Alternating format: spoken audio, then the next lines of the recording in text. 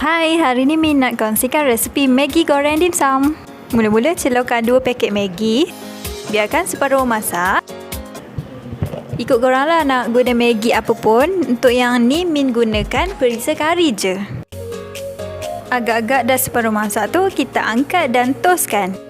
Tumiskan bawang putih, bawang Holland, cili kisar. Dan naik bau, kita masukkan lobak merah.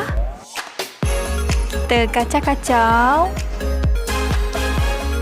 dan masukkan sedikit air, kicap, rempah Maggi dan telur. Masukkan dim sum dan Maggi yang telah dicelur tadi. Kacau hingga rata. Yang nak pedas tu boleh tambah cili padi. Maggi dim sum is done.